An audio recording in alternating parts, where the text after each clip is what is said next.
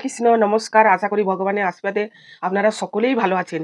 আজকে আমি চলে এসেছি আপনাদের সামনে এই মাঘ মাসে শুক্লপক্ষে একাদশী নিয়ে পৌঁছে গেছি। একাদশী আমরা কবে পালন করব, আর একাদশীর মাহাত্ম্য কী, একাদশী ভঙ্গ করার টাইম আপনাদেরকে বিস্তারিতভাবে বলার জন্য চেষ্টা করব। আপনারা মন দিয়ে শ্রবণ করুন। এই মাঘ মাসে হচ্ছে খুবই ধার্মিক মাস। আপনারা পারলে গঙ্গা স্নান করাটা খুবই ভালো। আর এই সময় কুম্ভ মেলা চলছে, ওটাও যে যারা যেতে পারবেন গেছেন, যারা যেতে পারেননি তারা গঙ্গা স্নান করলেও হবে। আপনারা পারলে গঙ্গা স্নান করবেন, খুবই ভালো হবে। অনেকেও করেছে এই শর্তিলা একাদশীতে গঙ্গা মেলা যেতে পারেনি, কুম্ভ মেলা যেতে পারেনি, গঙ্গাতে স্নান করেছে। যে যেরকম পেরেছে স্নান করেছে। আপনারা পারলে এই মাঘ মাসে স্নান করলে ভালো হবে। যাই হোক, এই মাঘ মাসে একাদশী কবে পড়েছে, কবে আমরা পালন করব সেটা আমি বলছি। থেকে একাদশীতে আমি তো বলে থাকি যে তার নিয়ম কারণ কীভাবে করবেন। দশমীর দিনে নিরামিষি খাবার খাবেন, আর তারপরও দিন রাত্রিবেলা সংকল্প করবেন, ব্রহ্ম মুহূর্তে স্নান করবেন। তারপরে সকালবেলা গঙ্গা গঙ্গা 3বার বলে স্নান করে ভগবানকে ধূপ প্রদীপ পুষ্প এইগুলো সব নিবেদন করবেন। আর ভগবানকে আরও একটা বলবো যে এই একাদশীটা 12টা পর্যন্ত নির্জলা উপবাস থাকতে হবে। কেন না, বরাহ দেবের জন্মদিন আছে, মানে আবির্ভাব তিথি। ওটা হচ্ছে একাদশী পড়েছে 2 ফেব্রুয়ারি, আর 25শে মাঘ শনিবার। এবার বরাহ জন্মদিন পড়েছে 9 ফেব্রুয়ারি আর 26শে মাঘ। তার জন্যে এই একাদশী দিনে 12টা পর্যন্ত উপবাস থেকে তারপরে আপনারা সেবা করবেন। কেননা যদি বরাহ জন্মদিন যদি পালন করতে হয় তাহলে 9 ফেব্রুয়ারি রবিবার, তাহলে 12টা পর্যন্ত উপবাস থেকে আবার অনুকূল প্রসাদ খেতে হবে। তাই এই একাদশী দিনে সকলকে বলছি যারা পারবেন 12টা পর্যন্ত উপবাস থাকবেন, তারপরে সেবা করবেন। কেন বরাহ দেবের আবির্ভাব তিথি। তারপরে ফল জল যে অনুকূল প্রসাদ যেরকম আপনারা সেবা করেন, সাবু, বাদাম, তারপরে ফুলকপি, মিষ্টি আলু, রাঙালু, যে যেরকম খাবেন, কিন্তু পঞ্চশস্য বর্জন করবেন। যেরকম তেল, সাবান, ক্রিম, খেউরি কাজ, স্বামী স্ত্রী শারীরিক সম্পর্ক এইসব কিন্তু বর্জন করতে হবে। নিষ্ঠাভাবে ভক্তিভাবে আমাদেরকে একাদশী ব্রত পালন করতে হবে। এবারে একাদশী ভঙ্গ করবেন 9 ফেব্রুয়ারি আর 26শে মাঘ রবিবার 6টা 12 থেকে আর 9টা 58 মধ্যে, 6টা 12 থেকে 9টা 58 মধ্যে একাদশী ভঙ্গ করবেন। একাদশীর মাহাত্ম্য ভবিষ্যৎ পুরাণে ভগবান শ্রীকৃষ্ণ যুধিষ্ঠির সংবাদে বর্ণিত করা হয়েছে। একাদশীটা এতটাই গুরুত্বপূর্ণ, যারা এই একাদশী ব্রত পালন করবে তাদের পেট জনি আর জন্ম হতে হবে না। তার জন্য বলছি সকলকে, প্রত্যেকটি একাদশী খুবই গুরুত্বপূর্ণ। প্রত্যেকটি একাদশী তার মাহাত্ম্য খুবই সুন্দর। আপনারা সকলেই পালন করুন। আমরা এই কলির যুগ থেকে, এই পাপের দেহ থেকে মুক্তি লাভ করতে পারবো। আপনারা তো জানেন আত্মা কখনো মৃত্যু হয় না। তাহলে আমরা এই যে 84 লক্ষর জন্মর পর এই মানব দেহ পেয়েছি, আর এই দুর্লভ মানব দেহকে স্বার্থ আমাদের কি আছে, ভগবানের চরণে শরণাপন্ন করাটাই আমাদের কর্তব্য।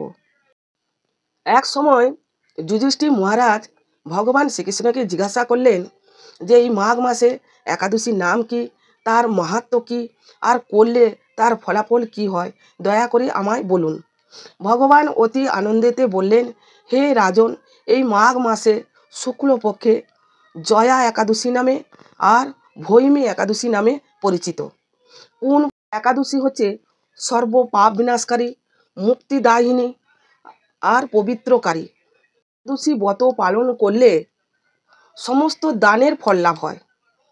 এই একাদশী ব্রত পালন করলে সমস্ত তীর্থের স্নানের ফল লাভ হয়। এই একাদশী ব্রত পালন করলে সমস্ত যজ্ঞের ফল লাভ হয়।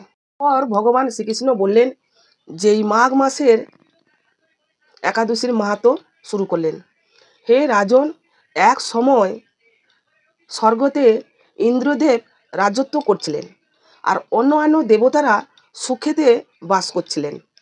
জাত পুষ্প সহিত নন্দকানন আর অপ্সরাদের সঙ্গে বিহার করছিলেন।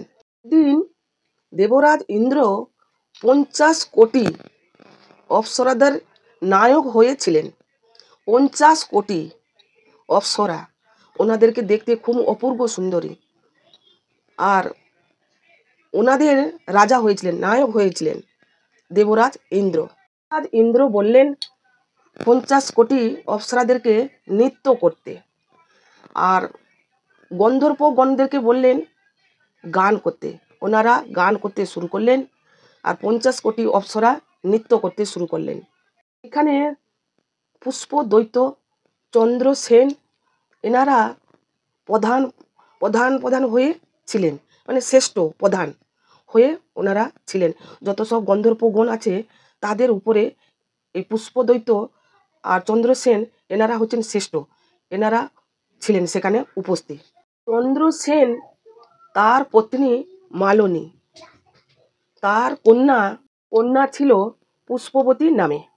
পুষ্পদৈত্য তার পুত্র ছিল মাল্যবান। পুষ্পবতী আর মাল্যবান গান করছিলেন, পুষ্পবতী নৃত্য করছিলেন সকলের সঙ্গে।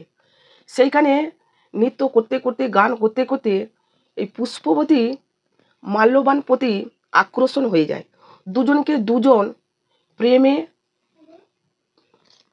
আকর্ষণ হয়, প্রেমের আকর্ষণ হয়, দুজনকে দুজন তাকিয়ে থাকে।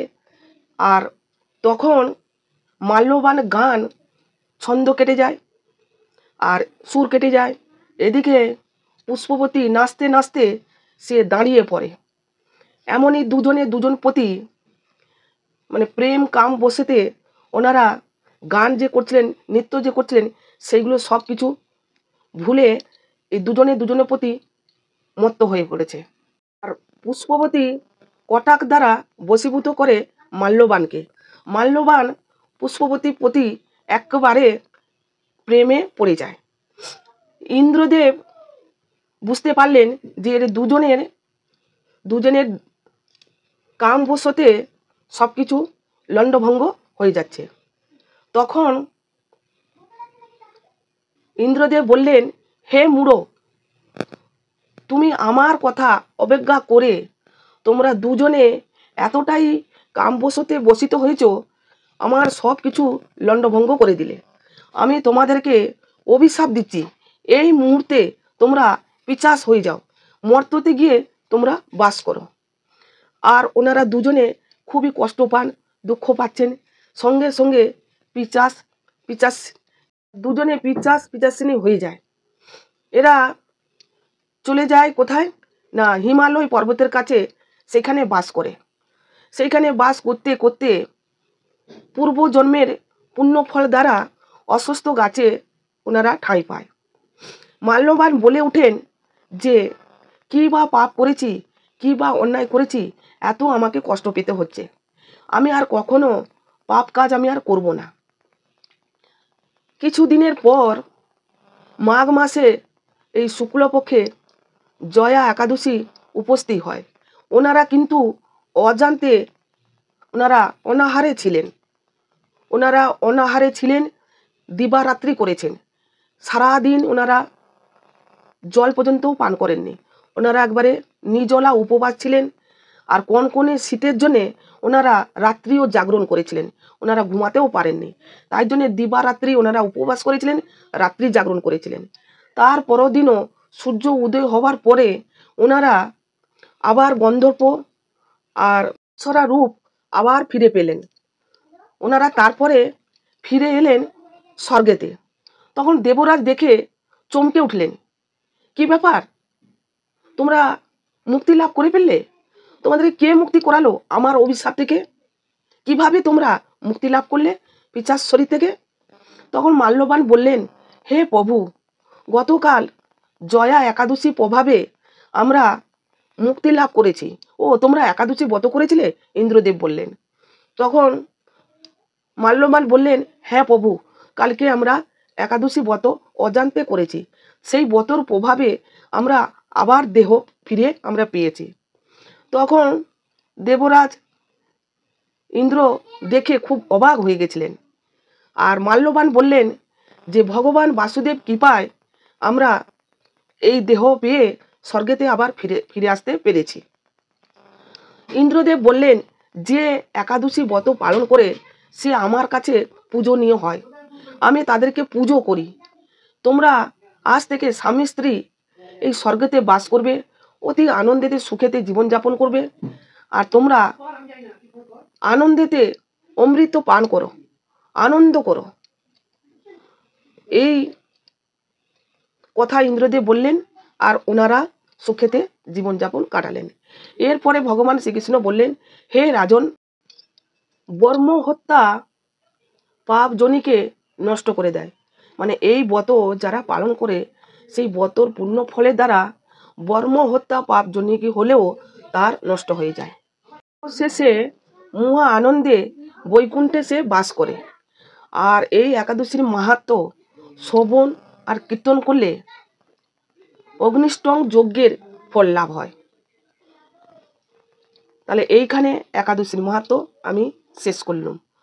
যুধিষ্ঠির মহারাজকে এতক্ষণ ভগবান বলে শোনাচ্ছিলেন। আপনারা সকলে এই একাদশী ব্রত পালন করুন, সকলে ভালো থাকুন, সুস্থ থাকুন, ভগবান আপনাদের মঙ্গল করুন, আপনাদের পরিবারে সকলকে মঙ্গল করুন। কারো যদি কোনো প্রশ্ন থাকে, জয় শ্রীকৃষ্ণ, রাধে রাধে বলে আপনারা কমেন্ট করবেন, আমি যথাসাধ্য চেষ্টা করব আপনাদেরকে বলার জন্যে।